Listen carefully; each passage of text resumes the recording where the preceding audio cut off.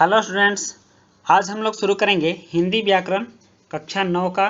और इसके लिए वर्कशीट है वर्कशीट नंबर 27। और इसमें आपको हिंदी व्याकरण में संधि पढ़ना है। और मैं आपको बता दूं कि हमारे चैनल पर अब हिंदी व्याकरण के वीडियो आ रहे हैं। आप प्लेलिस्ट में जाकर उन वीडियो को देख सकते हैं। और अगर आपने अभी तक हमारे चैनल को सब्सक्राइब नहीं किया है तो आप सब्सक्राइब भी कर लें और नोटिफिकेशन का बटन दबा दें ताकि सारे वीडियो के नोटिफिकेशन आप तक पहुंचते रहें। तो चलिए शुरू करते हैं हम लोग। संधि संधि क्या होता है?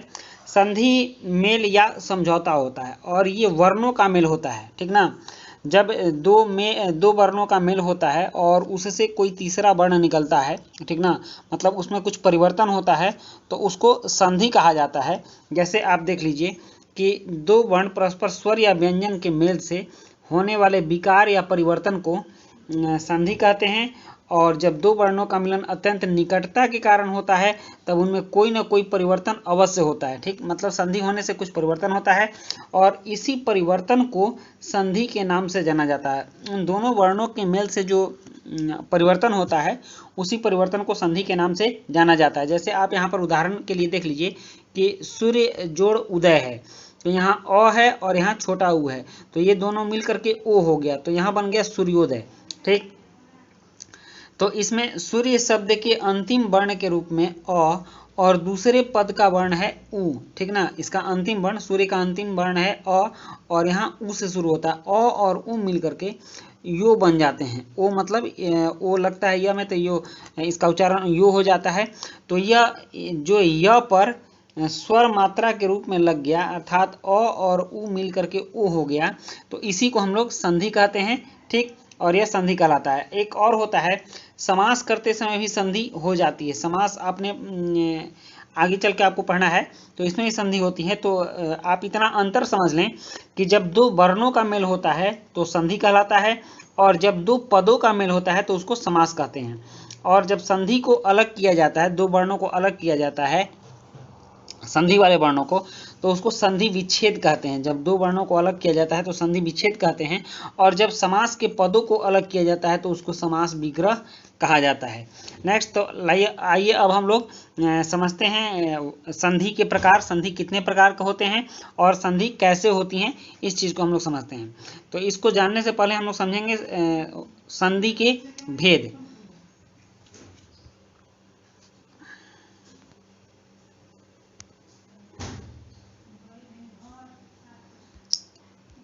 यहाँ कह रहा है कि वर्णों के आधार पर संधि के तीन भेद होते हैं: स्वर संधि, व्यंजन संधि और विसर्ग संधि। आप जानते हैं कि वर्ण जो हैं दो प्रकार के होते हैं, स्वर संधि और व्यंजन संधि। और इसमें एक विसर्ग के साथ मिला लिया गया कि अगर जब विसर्ग में भी संधि होता है तो विसर्ग के संधि का प्रकार अलग होता है। तो इस आधार पर संधि के तीन भेद हुए: स्वर संधि, व्यंजन संधि और विसर्ग संधि। इस बात को आप याद कर लेंगे। कह रहा है कि स्वर संधि के 5 भेद होते हैं और किन्हीं में हिंदी में 11 स्वर होते हैं। आप हमारे जो व्याकरण को पढ़ेंगे, जो व्याकरण का वीडियो डाला गया है तो उसमें आपको बताया गया है कि हिंदी में 11 स्वर होते हैं। कौन कौन होते हैं ये भी बताया गया है, कितनी मात्राएं होती हैं इस चीज का जिक्र भी उस वीडियो में किया गया है। तो उसी के आधार पर, मतलब ये जो स्वर हैं, पांचों स्वर हैं, तो उन्हीं के आधार पर संधि के भेद किए गए हैं। और इन भेदों के नाम संधि के बाद प्राप्त परिवर्तित स्वरों के आधार पर रखे गए हैं। मतलब कि जब स्वरों में संधियां होती हैं तो उसमें क्या परिवर्तन होता है उसके आधार पर संधि के नाम रखे गए हैं। जैसे ए और ओ को गुण संधि और ओ और औ को वृद्धि स्वर कहा जाता है, इसीलिए इन सभी संधियों के नाम गुण और वृद्धि रखे गए हैं। नेक्स्ट है, इसमें आप दीर्घ और वृद्धि को भी समझ लीजिए। यहाँ इसके नीचे दिया हुआ है, जैसे देखिए अ है और उसके बाद आ है, तो यहाँ आ दीर्घ हो गया। यहाँ छोटी ई है और बड़ी ई है, तो बड़ी ई क्या हो गया, दीर्घ हो गया। यहाँ छोटा उ है और बड़ा उ है, तो ये दीर्घ हो गया। तो इस तरह की जब संधि होगी तो उसको हम लोग दीर्घ संधि कहेंगे। और यहाँ जो विसर्ग है, ठीक ना, तो अगर विसर्ग से कोई संधि होती है तो उसको हम लोग को विसर्ग संधि कहेंगे। और ये व्यंजन वर्ण है, तो इन व्यंजन वर्णों के साथ अगर कोई संधि होती है तो हम लोग व्यंजन संधि कहेंगे। तो इस तरह से स्वर संधि, व्यंजन संधि और विसर्ग संधि कैसे होता है, इस चीज को समझ गए। अब आइए हम लोग स्वर संधि के एक एक भेद को समझते हैं।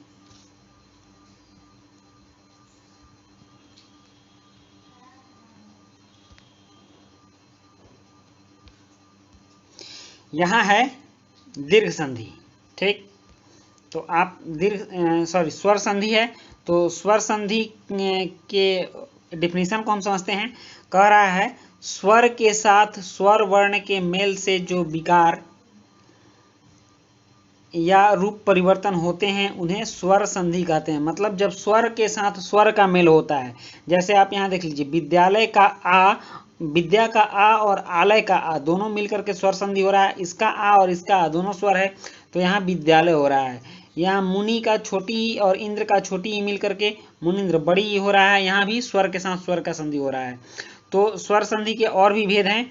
यहाँ देखिए कवि में ईश्वर, कवि और ईश्वर का हो के कविश्वर हो रहा है, और इसके स्वर के भी भेद हैं। तो स्वर में दीर्घ संधि है।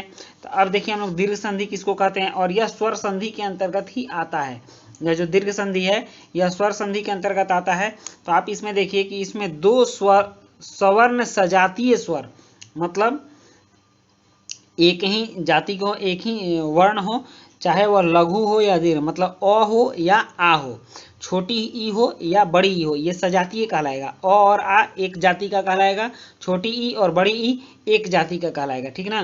तो ये सजातीय स्वर मिल करके दीर्घ हो जाते हैं। मतलब कि अ और अ और आ मिलके आ हो जाएगा, छोटी ई और बड़ी ई मिलके बड़ी ई हो जाएगा, तो ये दीर्घ हो जाता है। तो इस तरह के संधि को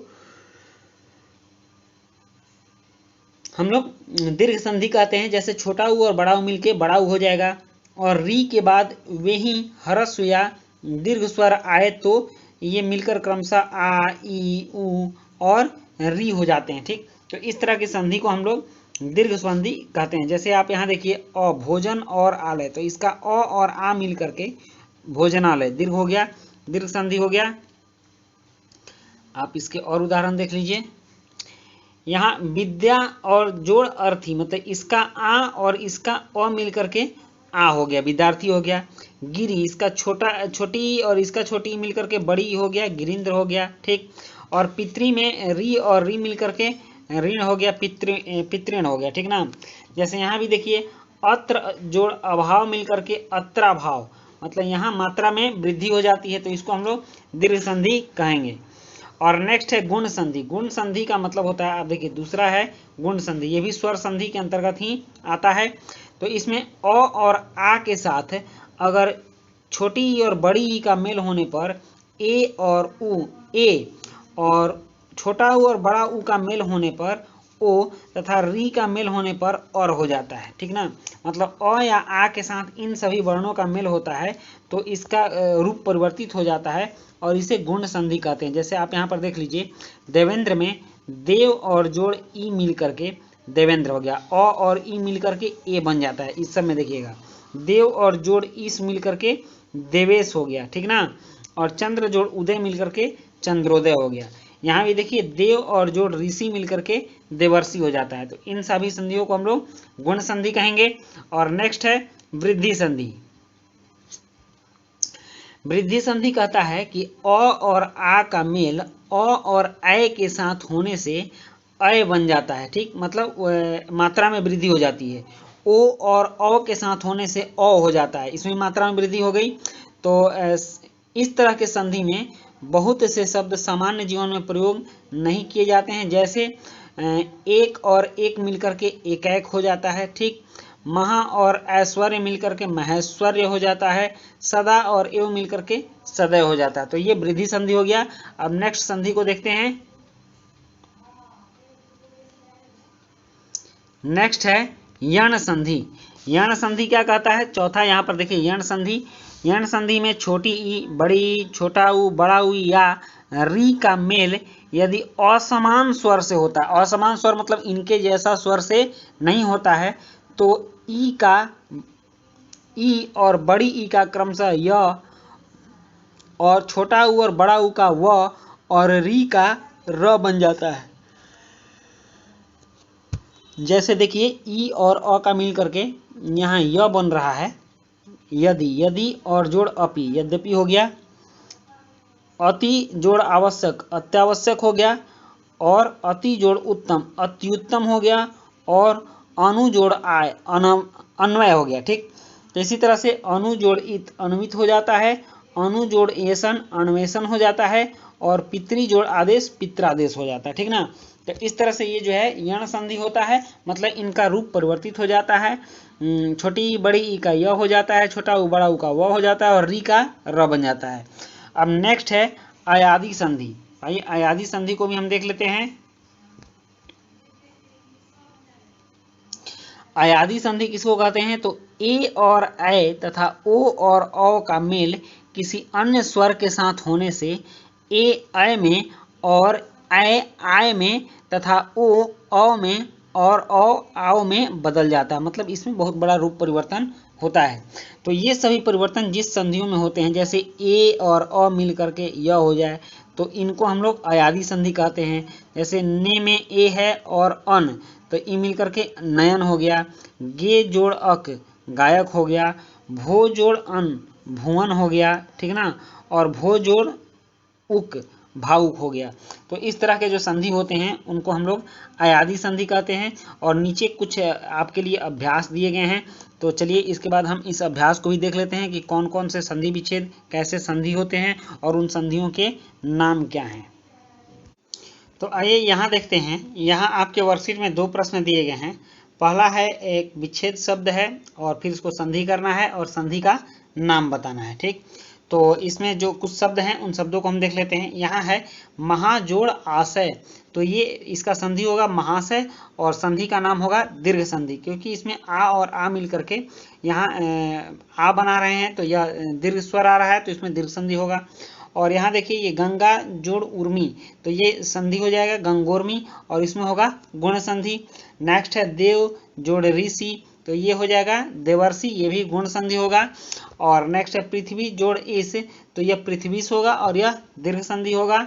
और यहाँ गिरी जोड़ इंद्र है, तो यह गिरिंद्र होगा जो कि दीर्घ संधि होगा। आप देख रहे हैं यहाँ छोटी का मात्रा है और छोटी भी है, तो दोनों मिलकर बड़ी हो रहा है, तो दीर्घ संधि इसमें हो रहा है। तो इस तरह से अब आपका दूसरा क्वेश्चन है कि संधि विच्छेद करना है, तो संधि विच्छेद करते हैं। आइए देखते हैं। यद्यपि, तो यद्यपि आपके दिया हुआ है जो आपने अभी पढ़ा उस वर्कशीट में, और यद्यपि का संधि विच्छेद होगा यदि जोड़ अपि, तो यह हो जाएगा यद्यपि। और अन्वेषण का होगा, यह भी आपके वर्कशीट में दिया हुआ है, अनु जोड़ एसन, अन्वेषण हो जाएगा। और वनौषधि का वन जोड़ औषधि, वनौषधि होगा। और गिरीश का गिरी जोड़ एस, गिरीश होगा। ठीक, तो इस तरह से आपके दोनों प्रश्न पूरा होते हैं। और अगर आपने इसको नहीं समझा है तो आप कमेंट करेंगे, लिखेंगे, और समझ लिए तो आप लाइक करेंगे। और आप मेरे चैनल पर इन सारे वीडियो को फिर से बहुत अच्छे ढंग से पढ़ा करके, थोड़ा ज़्यादा टाइम दे करके और एक एक पॉइंट को पढ़ा करके व्याकरण को डाला जा रहा है। आप प्ले लिस्ट में जा करके व्याकरण देख सकते हैं। हिंदी व्याकरण, अंग्रेजी व्याकरण, दोनों व्याकरण डाले जा रहे हैं। 9th 10th के सिलेबस भी डाले जा रहे हैं। आप उनको प्ले लिस्ट में जा करके पढ़ सकते हैं। और अगर आपको ये वीडियो अच्छा लगा तो अपने दोस्तों को भी शेयर करें। मिलते हैं नेक्स्ट वीडियो में, तब तक के लिए गुड बाय।